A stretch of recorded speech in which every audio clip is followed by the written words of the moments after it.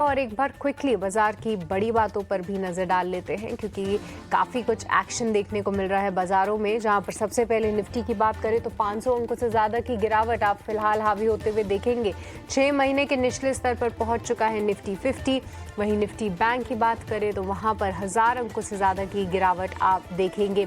सभी दिग्गज और हैवी वेट से आप देखिए प्रेशर बनते हुए दिखेगा क्योंकि निफ्टी में रिलायंस, एल&टी समेत 50 में से 45 शेयरों में आज हम फिलहाल कमजोरी हावी होती हुई देख रहे हैं।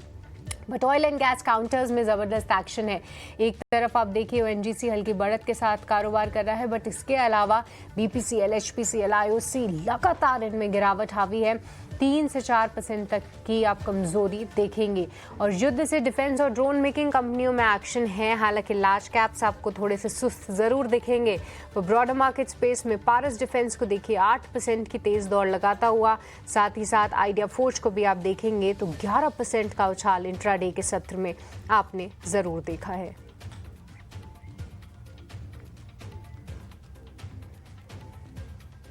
ऑलराइट, तो चलिए ये थी मार्केट की कुछ बड़ी बातें, पर आइए और समझते हैं कि कौन से हैं वो बजिंग काउंटर्स फिलहाल मार्केट में। और सीधे चलेंगे मानसी के पास समझने के लिए कहां पर दिख रहा है एक्शन। मानसी।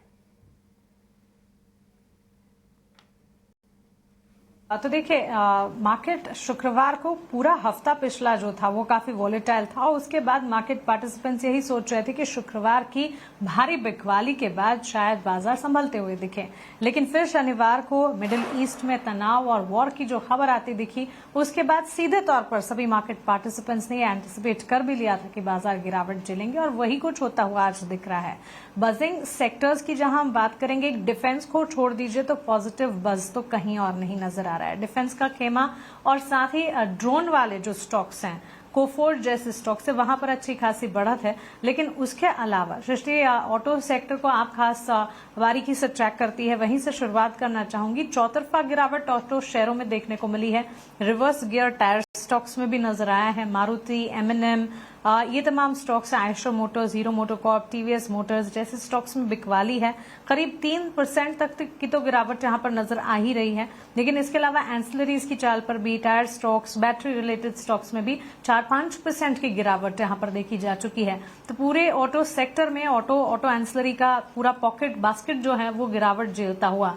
इसके अलावा अगर आप देखेंगे रियल एस्टेट सेक्टर, वैसे भी हम देख रहे थे रियल एस्टेट में कोई खास बड़ा अपमूव नजर नहीं आ रहा था, लेकिन लगातार हम देख रहे हैं कई सेशन से जो गिरावट है वो गिरावट आज भी जारी है।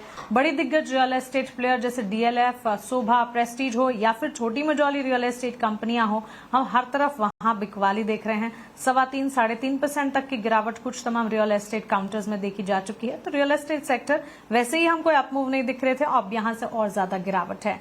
एविएशन कंपनियां जो है, महंगे क्रूड और साथ ही ये वॉर सिचुएशन के चलते जो उड़ानें रद्द होती दिखी है, उसका असर एविएशन सेक्टर पर पड़ता हुआ दिखा है।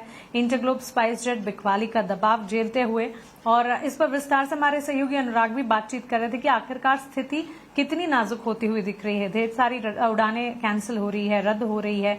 कच्चे तेल की चाल में जो हम देख रहे हैं इतना बड़ा उबाल है, नॉट जस्ट एविएशन लेकिन रिलेटेड प्लेस जैसे कि cement, paint, aviation, OMCs, tyre stocks, हर तरफ हम देख रहे हैं उसका एक इम्पैक्ट आता हुआ नजर आ रहा है। ऑयल मार्केटिंग कंपनियों में भारी गिरावट के बीच कामकाज है।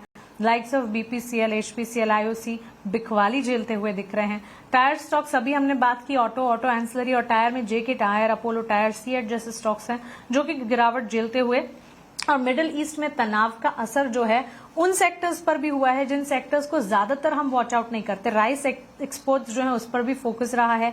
एलटी फूड्स, केआरबीएल, इन तमाम स्टॉक्स में हम 2 से 3% के डाउन ट्रेंड्स देख रहे हैं। बुलेटिन में आगे इन कंपनियों के मैनेजमेंट से भी हम बातचीत करेंगे। लेकिन ऑल इन ऑल मार्केट की तस्वीर अगर आप देखें तो बुरी तरह से इस वक्त पिटता हुआ बाजार, और लगातार इंडिया विक्स पर भी फोकस करना जरूर चाहिए। फेयर इंडिकेटर और यहाँ पर जितने भी स्पाइक्स है वो बाजार के लिए काफी हद तक कंसर्न का साबित होते हुए नजर आएंगे।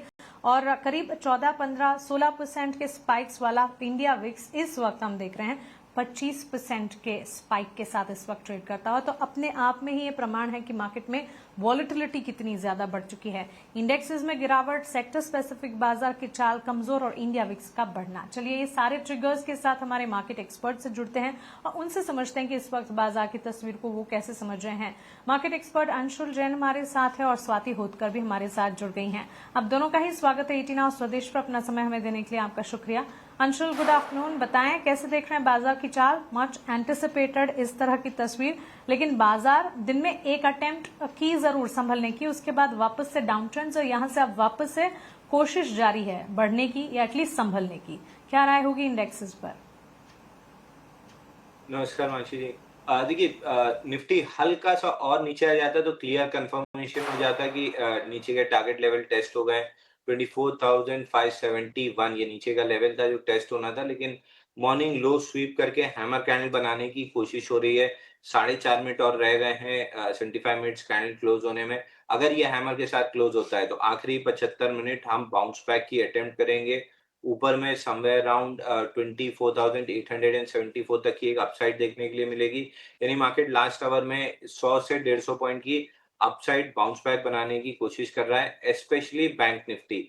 यहाँ पे मॉर्निंग 75 मिनट में जो सेलिंग आई थी उसके बाद थर्ड कैंडल है जहाँ पे हम इनसाइड बार बना रहे हैं और हैमर कैंडल की फॉर्मेशन है, तो बैंक निफ्टी में एक तेजी बननी चाहिए।